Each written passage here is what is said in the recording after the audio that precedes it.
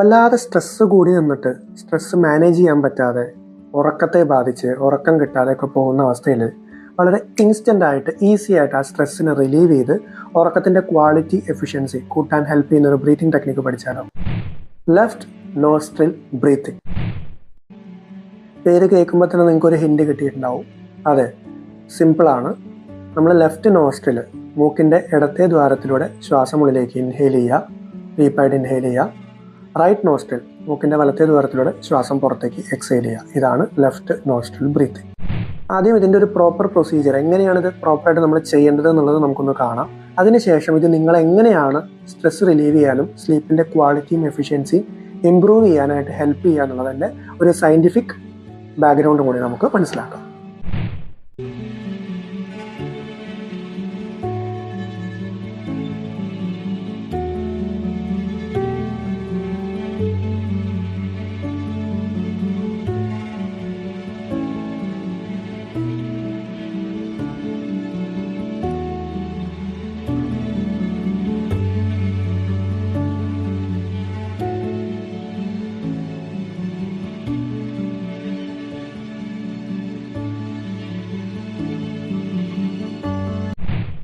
So ഇതാണ് left nostril breathing technique practice ചെയ്യേണ്ട രീതി.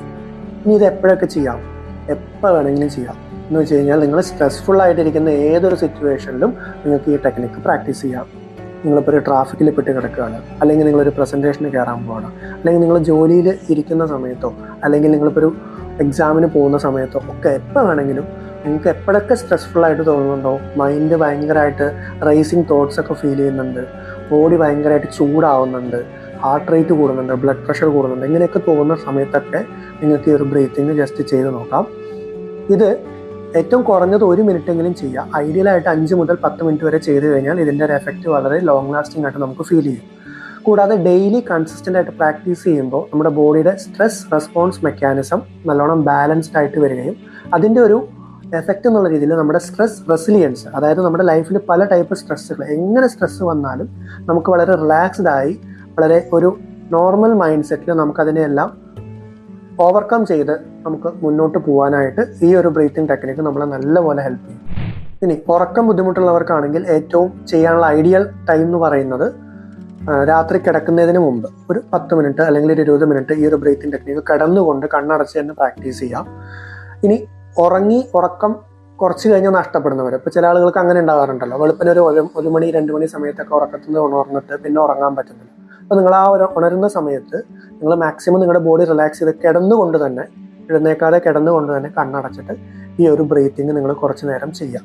അപ്പോൾ നിങ്ങളുടെ ബോഡി ഓട്ടോമാറ്റിക്കലി റിലാക്സ്ഡ് ആവും, കൗണ്ട് ഡൗൺ ആവും, നിങ്ങൾക്ക് പതിയെ ഉറക്കത്തിലേക്ക് പോകാനും പറ്റും.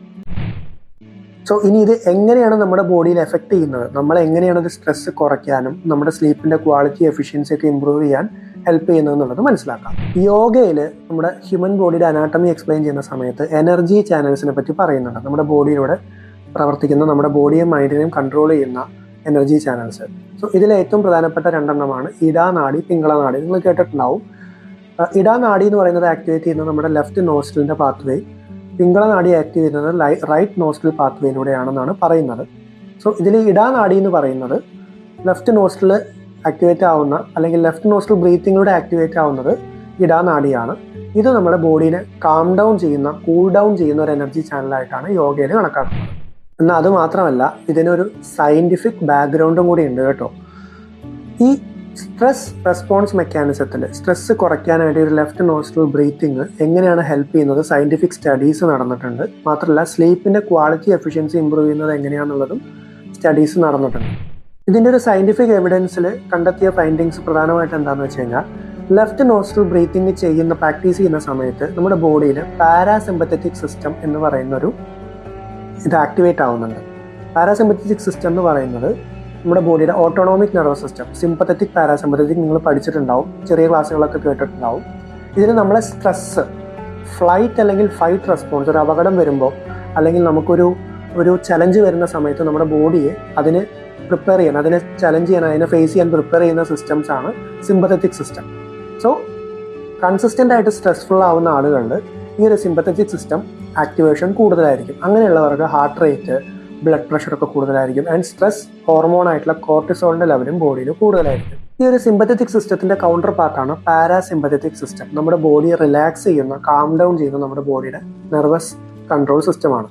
സോ നമ്മളെ ഉറക്കം എന്ന് പറയുന്നത് മെയിനായിട്ട് പാരാസിമ്പത്തറ്റിക് ആക്ടിവിറ്റിയാണ്. അപ്പോൾ നിങ്ങളൊന്ന് ആലോചിച്ച് നോക്കൂ, സ്ട്രെസ്സ് കൂടി നിൽക്കുന്ന ആളുകളിൽ സിമ്പത്തറ്റിക് ആക്ടിവിറ്റി വളരെ കൂടുതലായിരിക്കും നമ്മൾ മനസ്സിലായി. അപ്പോൾ അങ്ങനെയുള്ളവർക്ക് പാരാസിമ്പത്തറ്റിക് ആക്ടിവിറ്റി കമ്പാരിറ്റീവ്ലി കുറവായിരിക്കും. സോ ഉറക്കം ഡിസ്റ്റർബ്ഡ് ആയിരിക്കും. ഇനി നമ്മുടെ ബ്രെയിനിൻ്റെ ഒരു ഫംഗ്ഷൻ എങ്ങനെയാണെന്ന് വെച്ച് കഴിഞ്ഞാൽ നമ്മുടെ ലെഫ്റ്റ് ഹാഫിനെ കൺട്രോൾ ചെയ്യുന്നത് റൈറ്റ് സൈഡ് ഓഫ് ബ്രെയിനും റൈറ്റ് ഹാഫിനെ കൺട്രോൾ ചെയ്യുന്നത് ലെഫ്റ്റ് സൈഡ് ഓഫ് ബ്രെയിനുമാണ്. അപ്പോൾ ഈ സ്റ്റഡീസിൽ കണ്ടെത്തിയൊരു ഫൈൻഡിങ് എന്താണെന്ന് വെച്ച് കഴിഞ്ഞാൽ ലെഫ്റ്റ് നോസ്ട്രൽ ബ്രീത്തിങ് പ്രാക്ടീസ് ചെയ്യുമ്പോൾ ആ ഒരു വ്യക്തിയുടെ റൈറ്റ് ബ്രെയിൻ, റൈറ്റ് ഹെമിസ്ഫിയർ നല്ലോണം ആക്ടിവേറ്റ് ആവുന്നതായിട്ട് ഈ EEG സ്റ്റഡീസിൽ കണ്ടെത്തിയിട്ടുണ്ട്.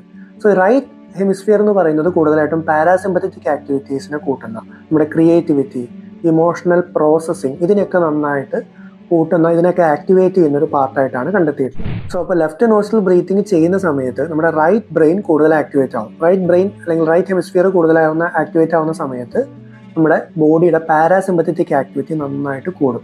അങ്ങനെ കൂടുന്ന സമയത്ത് നമ്മുടെ ബോഡി ഓട്ടോമാറ്റിക്കലി വളരെ ഇൻസ്റ്റൻ്റ് ആയിട്ട് ഒരു റിലാക്സ്ഡ് കാം സ്റ്റേറ്റിലേക്ക് പോകുന്നതായിട്ട് നമുക്ക് ഫീൽ ചെയ്യും. സോ അങ്ങനെ കൺസിസ്റ്റൻ്റ് ആയിട്ട് നമ്മൾ പ്രാക്ടീസ് ചെയ്യുമ്പോൾ നമ്മുടെ ബോഡിയിലെ പാരാസിമ്പത്തറ്റിക് ആക്ടിവിറ്റി കൂടി വരും. അങ്ങനെ കൂടി വരുന്ന സമയത്ത് നമുക്ക് സ്ട്രെസ്സിനെ നന്നായിട്ട് മാനേജ് ചെയ്യാനായിട്ട് അത് നല്ലോണം ഹെൽപ്പ് ചെയ്യും. കൂടാതെ നേരത്തെ നമ്മൾ പറഞ്ഞ പോലെ സ്ലീപ്പ് എന്ന് പറയുന്നത്, ഉറക്കം എന്ന് പറയുന്നത് പാരാസിമ്പത്തറ്റിക് ആക്ടിവിറ്റിയാണ്. അപ്പോൾ ഉറക്കത്തിൽ ബേസ് ചെയ്തിട്ട് നടന്നിട്ടുള്ള പഠനങ്ങളിൽ ഇത് ഉറക്കത്തിന് മുമ്പായിട്ട് നേരത്തെ പറഞ്ഞ പോലെ ഒരു 10 മിനിറ്റ് 20 മിനിറ്റ് പ്രാക്ടീസ് ചെയ്യുന്ന സമയത്ത് സ്ലീപ്പ് ഇനീഷ്യേഷൻ, ഉറക്കം പെട്ടെന്ന് കിട്ടാനും ആൻഡ് സ്ലീപ്പിൻ്റെ ഒരു എഫിഷ്യൻസി, അതായത് നല്ല ഡീപ്പായിട്ടുള്ള റെസ്റ്റോറേറ്റീവ് ആയിട്ടുള്ള സ്ലീപ്പ് നമുക്ക് കിട്ടാനും നല്ല ഫ്രഷ് ആയിട്ട് എഴുന്നേൽക്കാനും ഇത് ഹെൽപ്പ് ചെയ്യുന്നതായിട്ടും ഈ ഒരു ബ്രീത്തിങ് ടെക്നിക്കിൻ്റെ എഫക്റ്റ് കണ്ടെത്തിയിട്ടുണ്ട്. സോ അപ്പോൾ നിങ്ങൾ ഈ ഒരു ബ്രീത്തിങ് ടെക്നിക്ക് ഒന്ന് പ്രാക്ടീസ് ചെയ്യുക. കുറച്ച് ദിവസം പ്രാക്ടീസ് ചെയ്തിട്ട് നിങ്ങളുടെ ഒരു റെസ്പോൺസ് എന്താണ്, നിങ്ങൾക്കൊരു ഫീൽ ചെയ്തത് എന്താണെന്നുള്ളത് നിങ്ങളൊന്ന് ഈ വീഡിയോയിൽ ഒന്ന് കമൻറ്റ് ചെയ്യുക.